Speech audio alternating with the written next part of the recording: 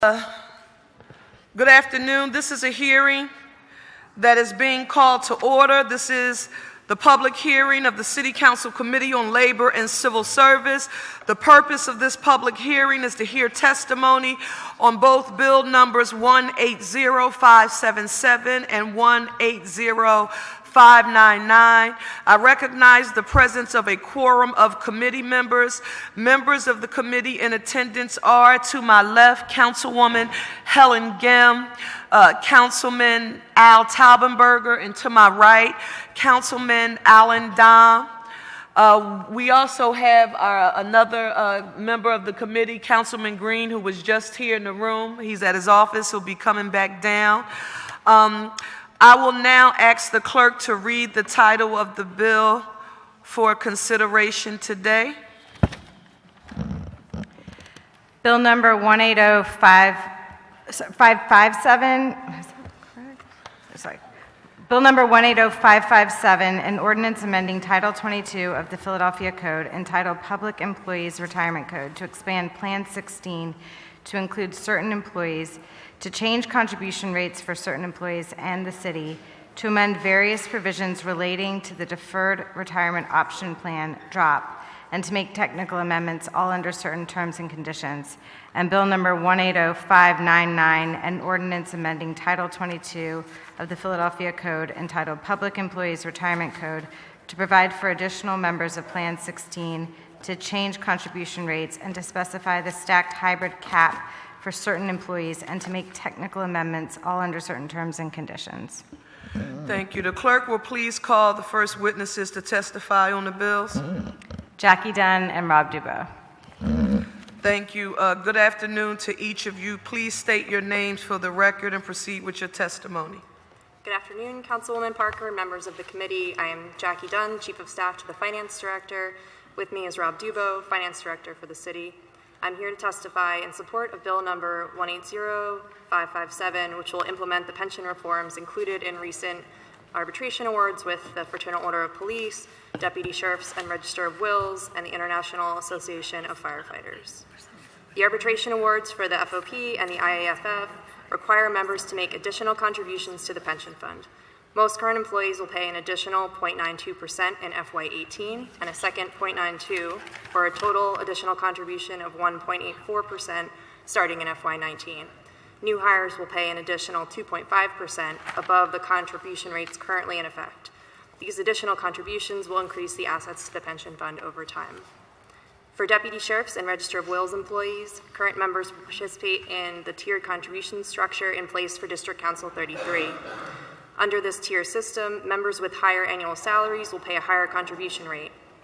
Employees with higher annual salaries, from $45,001 to $55,000 would contribute an additional 0.5%. At the top tier, employees with annual salaries exceeding $100,000 would pay an additional 3%.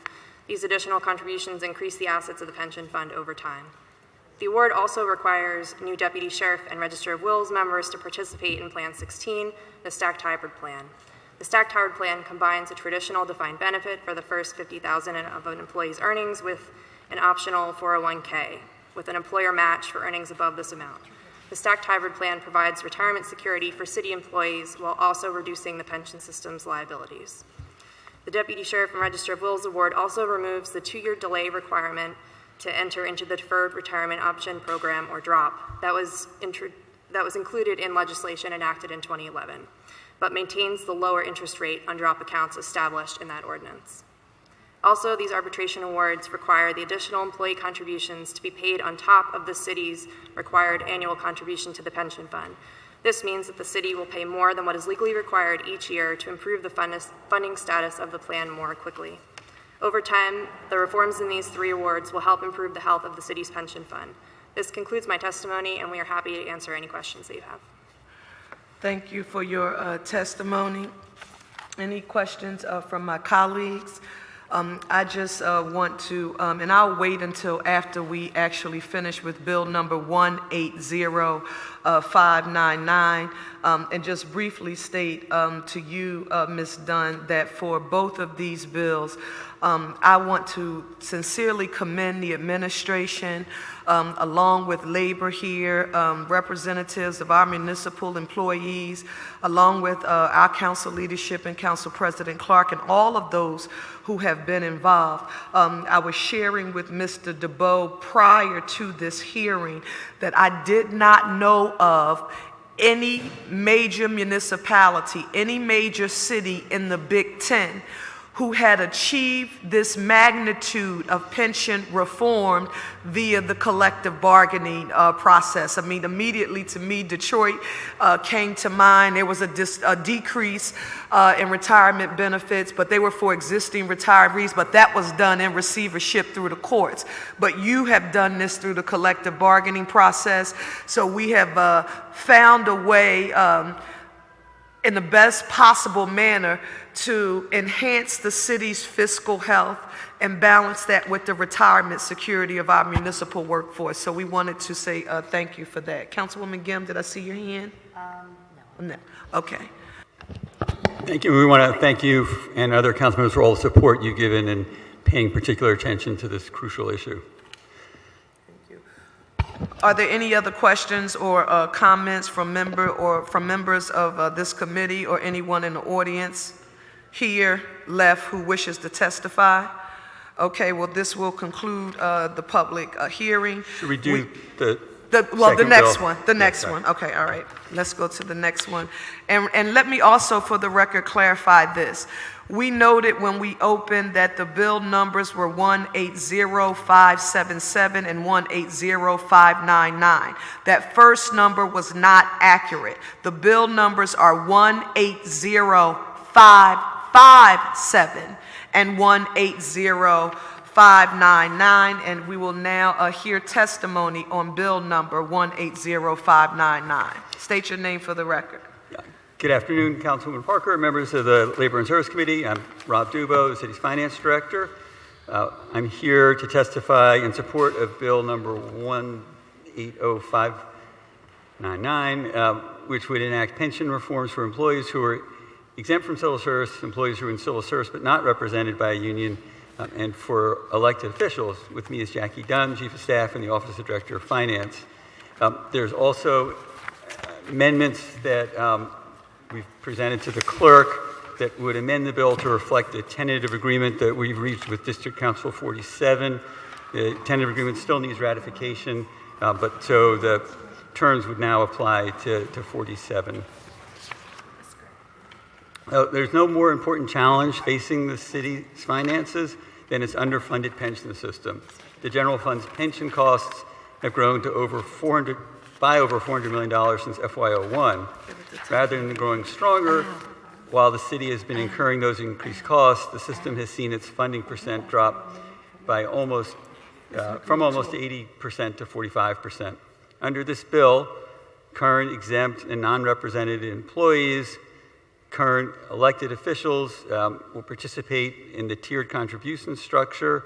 And that tiered contribution structure will be changed to reflect agreement reached with 47, and the new tiered contribution structure would also apply to 47 and 33. Under that system, members with higher annual salaries will pay a higher contribution rate. Employees with salaries from $45,001 to $55,000 would contribute an additional 0.5%. At the top tier, employees with annual salaries exceeding $100,000 would pay an additional 2.75%. These additional contributions increase the assets of the pension fund over time. The bill would also require new employees to participate in Plan 16, the stacked hybrid plan. Under the stacked hybrid plan, as proposed in this legislation, employees would have a combination of a traditional defined benefit plan for the first $65,000 of an employee's earnings and an optional 401k with an employee match for earnings above this amount. While the cap in the legislation is higher than the level the administration previously proposed, the stacked hybrid will reduce the pension fund's liabilities while providing retirement security for city employees. The bill would exempt newly elected officials from the stacked hybrid. Instead, newly elected officials would continue to participate in the existing pension plan, while all other non-uniformed employees would participate in the new stacked hybrid. The administration's goal is for all new employees in the municipal plan to have the same pension structure. Therefore, we're requesting that the bill be amended to include future elected officials in the new stacked hybrid. If the legislation is passed by City Council, more than 85%, it's probably higher, more than 90% of the city's workforce will be participating in pension reform. Actually, it's more than 99%, would be participating in pension reform, helping improve the long-term health of the pension fund. Administration will, we won't continue working with 47 because we have a tentative agreement. That concludes my testimony, and we'd be happy to take any questions. Chair recognizes Councilman Green for comments. Thank you, Madam Chair. Mr. DeBoe, if you could give a little more background when you talked about how these reforms will help improve the city's pension fund. Give me perspective in reference to where we go from our current funding level to future funding levels based on this legislation as amended. Yeah, our current funding level is we were under 46% funded. With this legislation and other reforms, including dedicating sales tax, thank you, Councilman, to pensions, making sure the additional contributions are above the MMO, all those things together mean that we'll get to 80% funded by 2030. By 2030? Yeah, yeah. And is that consistent? I know previously the administration talked about different initiatives, and is this consistent with that same timeline from before? It is, yes. And 2030 and fully Yes. funded, and that would be 80% funded of the pension fund. That's right, and this is just another key part of what we wanted to do, and we're very excited that we're about to achieve it. And just one last thing, in addition to this legislation as amended, what other things that we could be possibly doing to enhance getting to that level quicker? Yeah, so I mean, outside of us getting a windfall of new revenue, like a certain company that smiles all the time. right. You know, I mean, the other components of what we're doing are the sales tax revenue, which has come in a little stronger. So I think that's almost $300 million over our 5-year plan. So that's a really huge help for the fund. It's making sure that these additional contributions are over what's in the plan. It's lowering our cost of investment. We've changed the way we invest at the pension fund. We've gone towards more indexing. We've gotten rid of all our hedge funds. I think that's reduced our costs by over $13 million a year. At the same time, our returns have been really strong. We were about 13% last year. We're going to beat our earnings assumption unless something goes really haywire during the rest of the month this year. So those are some of the key elements. And I'll close because I introduced a resolution for hearings a little while ago and looking at PICA tax, because that will be sunsetting in the future, and looking at that as another option that has a lot of different dynamics to it, but that's a conversation we can continue in reference to looking at ways that we can possibly dedicate additional funding to the pension fund. So thank you, Madam Chair. Thank you. Thank you, Councilman Green. Mr. DeBoe, can you just, for the record, you mentioned sales tax revenue. In addition to that, you talked about our pension fund sort of just being 46%. And when we talk about that unfunded liability, explain to the public what you meant when you talked about sales tax revenue, and give them the number that is our total unfunded liability right now. So our unfunded liability now is about $6.1 billion. Sales tax money under legislation passed at the state 2011. We are able to take a portion of sales tax money and dedicate it towards the pension fund. And that has added substantial assets to the fund and will continue to. As I said, I think about $300 million over our 5-year plan. And we've also treated that as being above the MMO as opposed to replacing the contribution that we already make. So it's a straight help to the pension fund's health.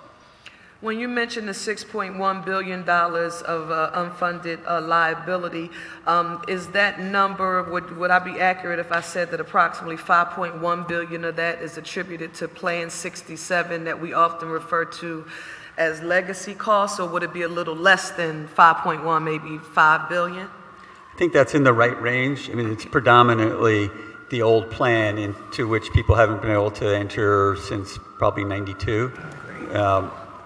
But yes, it is mostly the old plan. The old plan. Okay. Chair recognizes Councilman Dom. Thank you, Madam Chair. Thank you, Finance Director DeBoe, and thank you, Jackie, too, for your testimony. I just had a couple of questions. I wanted to make sure I understood. Yeah. It sounds like our liability is about $11.4 billion, roughly. Something in that range, that's right. So I did the math in the inverse. The $6.1 billion represents 54% that's not funded, because 46% is funded. That's right. It's about 54.5% unfunded, 45.5.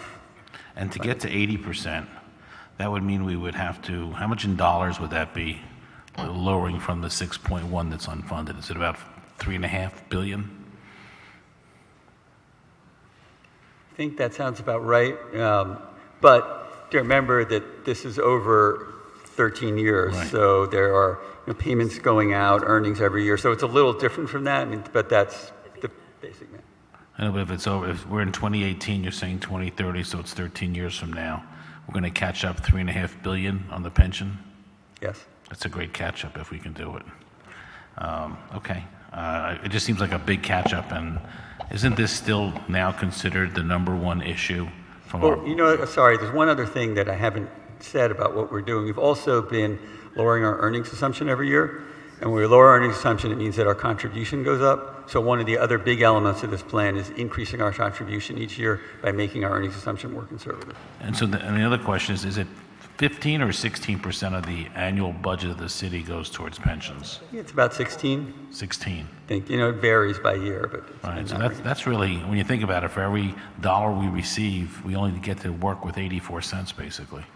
That's right. Okay, thank you very much. Thank you, Madam Chairman. Chair recognizes Councilman Green. Thank you, Madam Chair. Councilman Dom actually reminded me of another follow-up question. We did reduce the earnings assumption, and what was it before and what is it now? So we have reduced it to 7.65%. We also, this year, for the first time, we voted 2 reductions. So next year, we're reducing it to 7.6%. When we really started kind of aggressively reducing it, it had been at 8.75%. So we've gone down a substantial amount. And what is the current rate, from a market perspective, what's the current rate of return? So this year, our return to date has been about 8.8%. Obviously, that changes day to day, but we're 11 months into the fiscal year, so hopefully the markets will be relatively stable and will stay around there. Hopefully. And then also to follow up on Councilman Dom's point about 13-year timeline to get fully funded, that's also incumbent upon the market rate of return staying at a healthy rate over that period of time. And one of the concerns that we're doing all that we can, but we don't know what the market will bear. And considering that we've had a very long bull market, it's a possibility that we could be on the horizon of a recession or some type of bear market in a year, 2 years, 3 years. So that's always a possibility, which may impact our ability to get to fully funding by 2030. Yep, and the earnings assumption is a long-term earnings assumption. So we understand there'll be some years where we are below it and some years above it. And the hope is that it averages out over You time. try to smooth that out, I understand. So thank you, Madam Chair. Chair recognizes Councilman Dom. Thank you, Madam Chair. I forgot to ask you another question. You were expecting that, though. In the last 2 years, we've had a pretty good market as far as investments are concerned. I know the pension fund's done pretty well. How much of a dent have we made in this really good market in the last 2 years? So there are 2 things that we've done. One is the funding percent has gone up. The other thing is there's kind of a collar around which your assets, so we take a step back, we look at actuarial value of assets rather than market value. And the actuarial assets have to be within a collar of the market value. So you can be within 80 and 120%. We were below the 100%. So we've caught up in that collar and we've increased our funding percent. So Well, let those are the two me things give you we've done. the simple, let me simplify the question for a minute. While reducing our, Right. If we're at 6.1 now, what were we, I don't remember, 2 years ago?